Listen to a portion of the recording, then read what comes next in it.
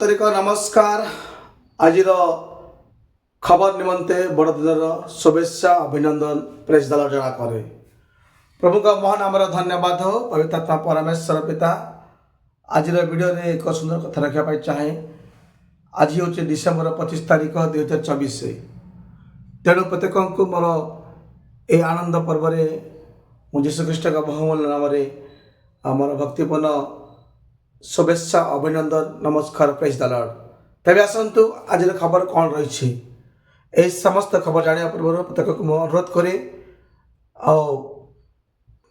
वर्तमान दिन मान मध्य बड़दिन पर्व पालन करने अनेक मन आनंद थिला खुशी थिला किंतु अदिनिया झड़ समस्त को भांगी देछि मोड़ ना आनंद उत्साह विभोर लगुच ना खुशी लगुच घर बाहर कष्ट दूची ए अदिनिया झड़। एपाई मु आज दुख सहित भी कहना चाहे कारण प्रतिकूल झड़ यही वर्ष आम को दाऊ साधी जहा समस्त मन में गोटे दुख भरी देछि। तेबे आसु से जहाँ भी हो आम ख्रीष्टर आम प्रभुंर आम बचुका मरु ताहर आवश्यक रही। तेबे आज वीडियो में कहना चाहे यही 2024 वर्ष डिसेम्बर मास आरंभ अनेक सेवा कार्य कर आसु आसु ये 25 तारीख भितर अनेक वर्षार संभावना देखागला। केवल आम मानकर नुहे समग्र गजपति जिलार बासी मान दुख साजिश। ओडिशार 7 जिला दुखर खबर रही लोक मैंने वर्षार सम्मुखीन हो प्रभुंर बरदान पालन करने निमंते आ फिका पड़ जा। तेणु निश्चित भाव आसतु ए बड़दिन सेवा कार्य आम प्रत्येक निज निज मंडली संयुक्त होगा सहित एक खबर करने चाहे जहाँकि जाऊ कि पठार एक सुसमाचार मिशन कार्यक्रम महासभा होगा ता चलित वर्ष डिसेम्बर 27 तारीख में होगा किंतु परिस्थिति एक प्रकार आसी पहुँचला जे अदिनिया झड़ दुख दूची आम समस्त को। तेणु प्रभु लोक मैंने आम जानवा पारिछु जे जाऊ कि पठार सुसमाचार मिशन प्रोग्राम जो सुंदर प्रोग्राम होगा विभिन्न विषय मुझे कहीकि आसी से संपर्क में बर्तमान मुझे कहना चाहे ताहा कैंसल हो जाइछि। से दिनटा को एक्सचेंज करा जाइछि आउ केबे हेबो कोन हेबो से चिट्ठी बर्तमान आउ एबीसी माध्यम प्रकाश पाई जहाँकि आउ लेटर नंबर अच्छी 48/24 और 24/2024 लिख दिन बाहरी प्रिय लोक मैंने निश्चित भाव ये सब 27/2024 शुक्रवार दिन हवा कथा था वर्षा पागर प्रतिकूल हेतु चेंज हो जाए। हैप्पी न्यू ईयर अर्थात नुआ वर्ष नूतन भाव एक सुंदर सहभागिता आउ प्रभु सुजोग देती जाऊ पठा मध्यम चलित वर्षर होगा कथा ता बंद हो नूतन वर्ष नूतन आशा संचार निमंते प्रत्येक को एक सुसमाचार संवाद पहुँचवा निमंते और जाऊ पठाओ से प्रोग्राम को स्थिर कर चलित वर्ष को विदाय दे नूतन वर्ष स्वागत करने निमंते जहाँकि 4/1/2025 तारीख जहाँकि आम देखा पारिछु से दिन अर्थात शनिवार दिन अनुष्ठित होगा जाऊँगी।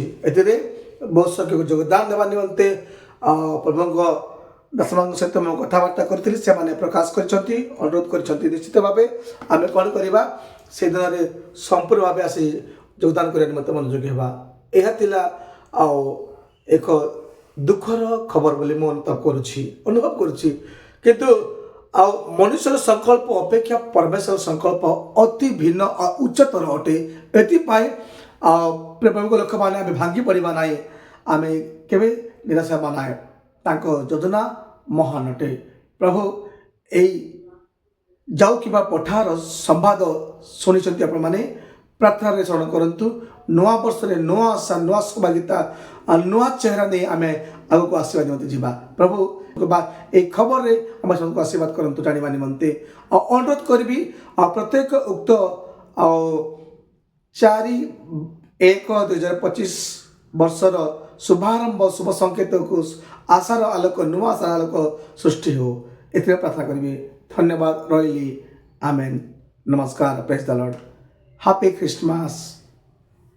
25 ये हूँ बड़दिन बा क्रिसमस आसूची आप देखुचे क्रिसमस समय ये जो भाव में वर्षा पुणी हम ये निश्चित भाव में पर्यटक मान तो प्रभावित कर चाषी मान प्रभावित कर सहित आप देखिए जे प्रभाव जो शीत पारे ये कौटि ना कौटि कलबल कर संभावना अच्छी।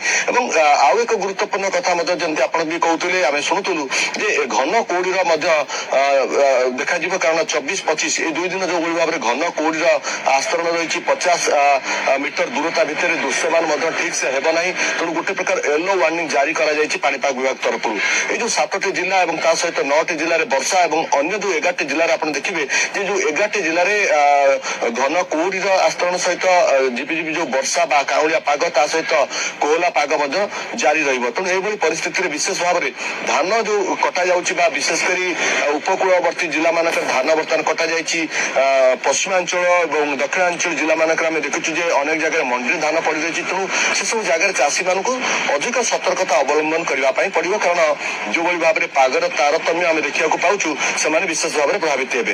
29 तारीख बेलू आउ थे कही रखा चाहिए 29 तारीख बेलू ये जो पश्चिमा झड़ प्रभाव कथा आप कहले पुणी से आउ थे वर्षा हबार यथेष संभावना रही तेणु से आउ 2-3 दिन अर्थात आम एक कहीपर नुआ वर्ष बेलू पुणी वर्षा भिजे पारे अर्थात जो मैंने नुआ वर्ष पालिबा बेस मन जो आग्रह प्रकाश करते हैं हुए तो कौटि ना कौटि ए प्रभावित हो पारते कारण जो मैंने पर्यटक मैंने विभिन्न जगह को जाती समस्या भोगार संभावना अच्छी किंतु ता सहित यह सतर्कता कहुपर जिते बड़े आप देखिए घन कुहुड़ी वर्षा रही कथा जो पाणीपाग विभाग तरफ सतर्कता सूचना दि जाऊँगी से आमको सतर्कता अवलंबन करने